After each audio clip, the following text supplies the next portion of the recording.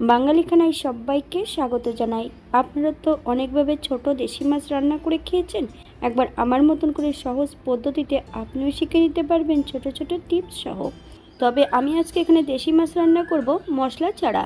খেতে এতটাই সুস্বাদু হয়েছিল, আপনি একবার রান্না করলে বারবার রান্না করবেন। আশা করছি আজকের ভিডিওটি ভালো লাগবে। সকল বন্ধুদের কাছে অনুরোধ করছি সম্পূর্ণ ভিডিওটি দেখার।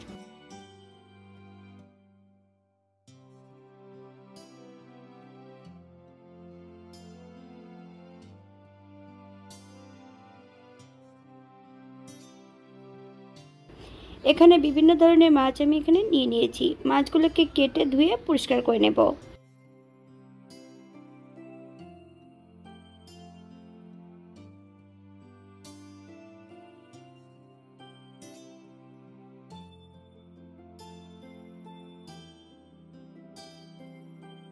এখানে আমি ছোট মাছ নিয়ে নিয়েছি। মাছগুলোকে ধুয়ে পরিষ্কার করে নিয়েছি।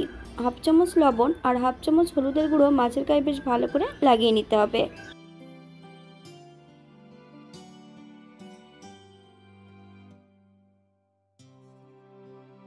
একটা কড়াইতে বেশ কিছুটা সাদা তেল গরম করে নিয়েছি। হাফ চামচ লবণ। মাছ ভাজার সময় যদি লবণ অ্যাড করা হয় তাহলে মাছগুলো কিন্তু কড়ার নিচটাতে লেগে যাবে না। এই পর্যায়ে আমি সম্পূর্ণ মাছগুলো ভেজে নেব। তবে মাছের পরিমাণ বেশি আছে বলে এখানে আমি দুবার ভেজে নেব।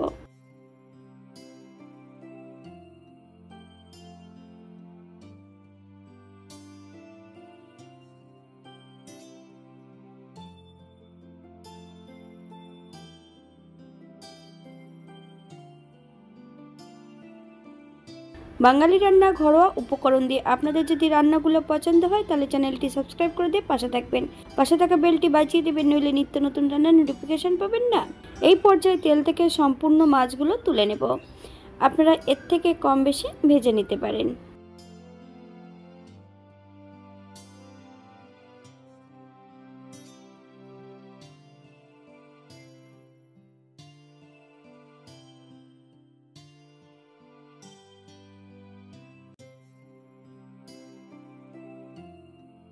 একই তেলে রান্না করব। ফোড়নে রেখেছি কালো জিরে, রাঁধুনি। ফোড়ন থেকে সুগন্ধ বেরোলে বেশ কিছুটা সবজি অ্যাড করব, ঝিঙ্গে আর আলু। আপনারা অন্য কোনো সবজি যদি পছন্দ করেন তাহলে অ্যাড করতে পারেন। একবার স্ক্রিনের দিকে ফলো করবেন।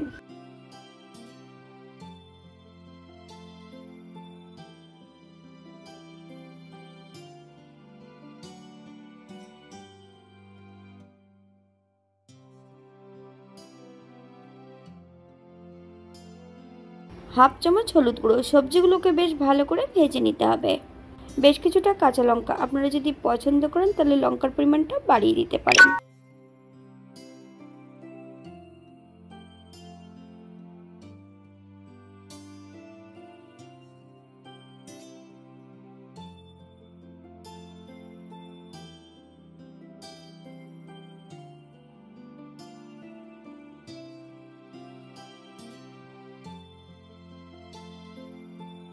1 পর্যায়ে অ্যাড করব গ্রেভির জন্য 1 কাপ জল। আপনাদের যতটা গ্রেভির প্রয়োজন আপনারা ততটা জল অ্যাড করতে পারেন। হাফ চামচ লবণ। আপনার স্বাদ অনুসারে লবণটা অ্যাড করবেন।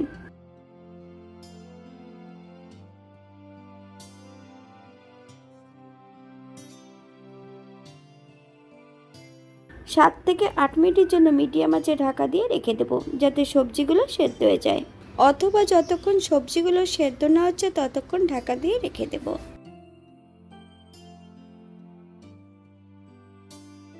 8 মিনিট পর এই পর্যায়ে অ্যাড করব ভেজে রাখা সম্পূর্ণ মাছগুলো। হাই ফ্লেমে 5 থেকে 7 মিনিটের জন্য আবারও রান্না করে নেব।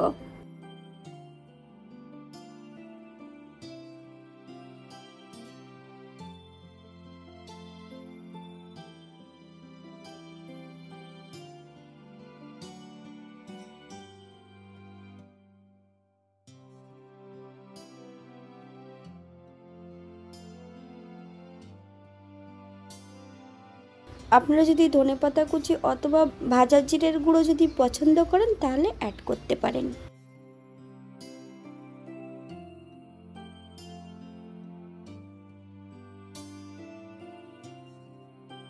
এই পর্যায়ে গ্যাসের ফ্লেমটা অফ করে দিয়ে 5 মিনিটের জন্য স্ট্যান্ডিং টাইম দেব। তারপর সার্ভ করব।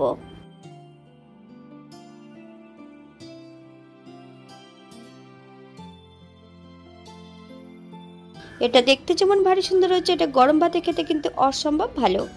আপনারা বাড়িতে একবার একই পদ্ধতিতে বানিয়ে নেবেন।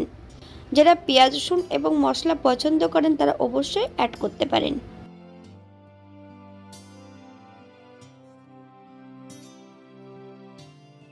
আজকের ভিডিওটি এই পর্যন্ত। সবাই সুস্থ থাকবেন, ভালো থাকবেন। অন্যদিন নতুন রেসিপি নিয়ে আপনাদের সামনে আবার আমি হাজির হব।